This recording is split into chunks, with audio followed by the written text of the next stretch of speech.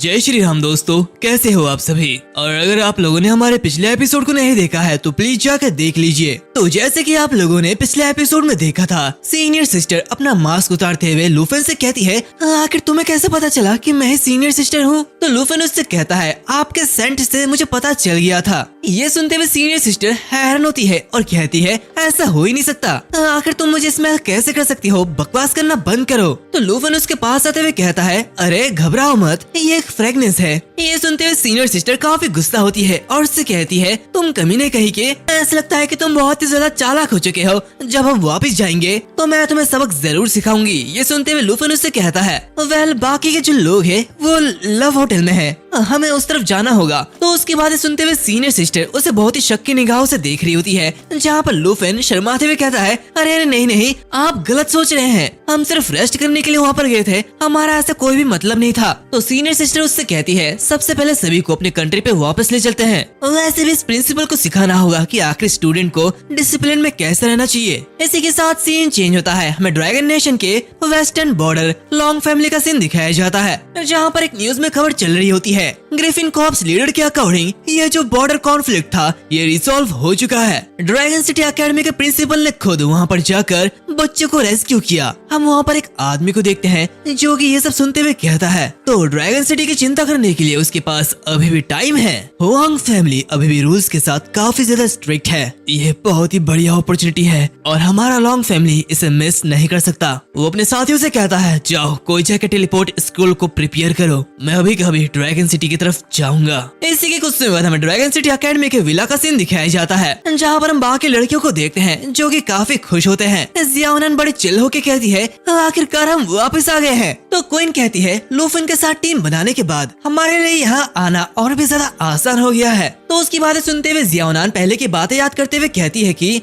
आखिर ये कौन कह रहा है। जब ग्रिफिन स्क्वाड टेलीपोर्टेशन गेट को फिक्स करने की तैयारी कर रहे थे तो मैंने भी उनका साथ दिया था। तभी पीछे से जियान कहती है, ऐसा इसलिए था क्योंकि तुम वापस आने का इंतजार नहीं कर पा रहे थे। तो क्वीन भी कहती है, देखो अब तो जियान को भी पता है। तो जियाओनन चिल्लाते हुए कहती है, अरे ऐसा लगता है कि जियान को भी सबने गुमराह कर लिया है, ये तो पहले कभी भी मेरी शिकायत नहीं करती थी। दूसरी तरफ आंटी हान सीनियर सिस्टर से कह रही होती है, आखिरकार सभी लोग यहाँ पर आ चुके हैं, लेकिन सिस्टर जियाओ वाकई में बहुत ही अलग है, मैं अभी भी बहुत ही ज्यादा हैरान हूँ। तो सिस्टर जियाओ से कहती है, प्लीज सभी लोग मेरे लिए इसे सीक्रेट रखना। हालांकि टीचर यू को भी हाल ही में ये बात पता चली है, इससे पहले मेरे बारे में कोई भी नहीं जानता था। तो क्वीन कहती है, प्रिंसिपल आप चिंता मत करिए, हम इसे जरूर सीक्रेट रखेंगे। वैसे भी आप बहुत ही ज्यादा यंग और ब्यूटीफुल है, कोई भी हैरानी की बात नहीं है कि लूफन आपके बारे में इतना क्यों सोचता है। यहाँ पर जियाओनन भी चिल्लाते हुए कहती है, चिंता मत करिए प्रिंसिपल, मैं इसे राज रखूंगी। वैसे गाइस अगर मैंने सीनियर सिस्टर का नाम कहीं पर भी गलत बोल दिया है तो प्लीज मुझे माफ कर देना। खैर हम देखते हैं जहाँ पर सीनियर सिस्टर कहती है, इतना ज्यादा फॉर्मल मत बनो, मुझे बस यही वुजियान कहो, या फिर तुम सीनियर सिस्टर भी कह सकते हो,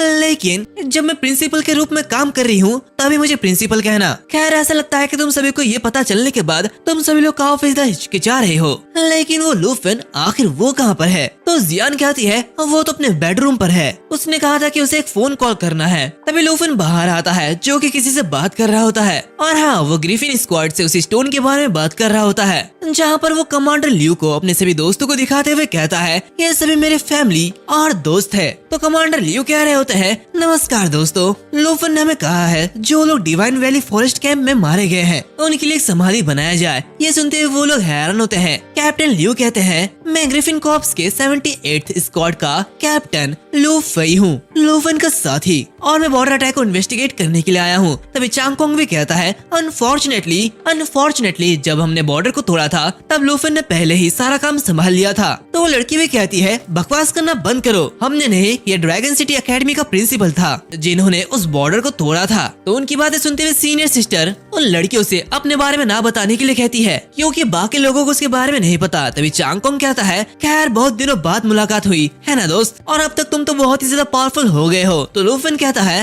हाँ सच में अब तो आधा साल हो चुका है। हम देखते हैं कि उन्होंने वो समाधि पहले ही बना लिया है। जहाँ पे वो लोग कहते हैं ये उन लोगों की याद में बनाया गया समाधि है और जब हमें उनका नाम ठीक से पता चल जाएगा तब हम उनके नाम को भी यहाँ पर लिख देंगे। तो लूफिन कहता है हाँ, वो मुझे टेलीपोर्ट में मदद करने के लिए वहाँ पर रुके थे। मुझे आशा है कि जिन फैमिली के खत्म होने से उन्हें शांति मिलेगी। तभी एक आवाज आती है, जब ताइकू नेशन के साथ सारा मामला सुलझ जाएगा तब तुम खुद यहाँ पर आके उन्हें श्रद्धांजलि दे सकते हो। तो लूफिन उससे कहता है कि क्या ये कौन है? तभी हम वहाँ पर एक पर्सन को देखते हैं जो कि कहता है मैं टीम लीडर के ऑर्डर पर यहाँ पर इन्वेस्टिगेट करने के लिए आया हूँ और इसका रिजल्ट मेरे जरिए घोषित किया जाएगा। मैं बाद में दोनों कंट्रीज पर यह अनाउंस करूंगा कि सबसे पहले ड्रैगन नेशन के कैंप पर हेरेटिक्स ने अटैक किया था और फिर बाद में उन्होंने ताइकू नेशन पर अटैक किया, जिसकी वजह से जिन मेंशन तबाह हो गया, जबकि ग्रिफिन कॉर्प्स और ड्रैगन सिटी एकेडमी ने बचे हुए लोगों को सक्सेसफुली रेस्क्यू किया। तो उसकी बातें सुनते हुए लूफिन कहता है लेकिन ये सच नहीं है, आप सारा का सारा ब्लेम हेरेटिक्स पर कैसे डाल सकते हो जबकि ये जिन मेंशन की गलती थी। वैसे गाइस हेरेटिक्स उनका मतलब है जो उन करप्टेड गॉड से रिलेटेड है और उनके लिए काम करते हैं। खैर हम देखते हैं कि जो सीनियर सिस्टर होती है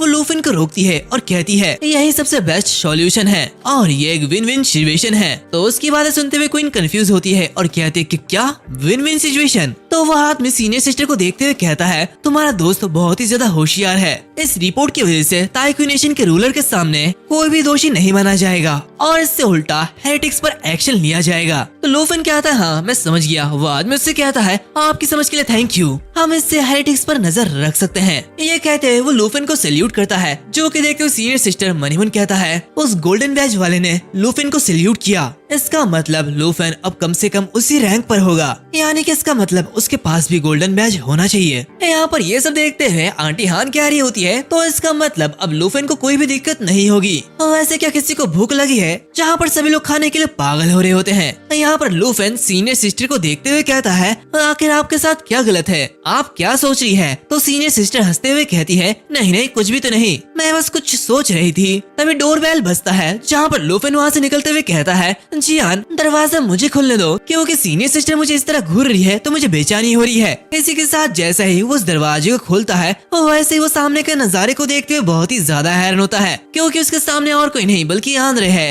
ये देखते लूफिन कहता है आंद्रे तुम यहाँ पे, तो तुम सचमुच ड्रैगन नेशन में आए हो, आओ आओ अंदर आओ। इसी के साथ वो उसे अंदर बुलाता है। वो उससे कहता है ड्रैगन सिटी एकेडमी में तुम्हें देखकर बहुत ही ज्यादा हैरानी हुई। तो आंद्रे हंसते हुए से कहता है अरे मैं खास तौर पर तुम्हें ही ढूंढने के लिए आया हूँ, वैसे ये खुशबू ये काफी अच्छी आ रही है। तो आंटी हान कहती है क्या ये आंद्रे है? लूफिन ने मुझे तुम्हारे बारे में काफी कुछ बताया है, तो चलो अंदर आओ और खाना खाओ। ये कहते हुए वो उस टेबल पर काफी सारे खाने को रखती है जो कि काफी ज्यादा डिलीशियस लग रहे होते हैं। ये देखते हुए आंद्रे तो बिल्कुल पागल हो रहा होता है, बहुत बहुत थैंक यू, ऐसा लगता है कि मैं बिल्कुल सही समय पर आया हूँ। ये कहते हुए वो फटाफट खाने के लिए बैठने लगता है और कहता है लूफिन से अलग होने के बाद मैं हर दिन इन खानों को याद कर रहा था। उसे ऐसा देखते हुए बाकी सभी लोग हैरान होते हैं, लेकिन आंटी हान यहाँ पर कहती है अगर तुम्हें यह पसंद आया तो मैं तुम्हारे लिए और ज्यादा पकाऊंगी। यहाँ पर ये देखते हुए सीनियर सिस्टर कहती है सिस्टर हान ये खाना बहुत ही ज्यादा अमेजिंग है, यहाँ तक कि बाहर के स्टूडेंट भी इसे बहुत ही ज्यादा चाहते हैं। तो आंद्र उसकी बातें सुनते हुए कहता है मैं कोई बाहर के स्टूडेंट नहीं हूँ, मैं स्पेशली लूफिन को स्नो कंट्री में इनवाइट करने के लिए आया हूँ। तो लूफिन कहता है क्या तुम मुझे स्नो कंट्री में इनवाइट करने के लिए आए हो?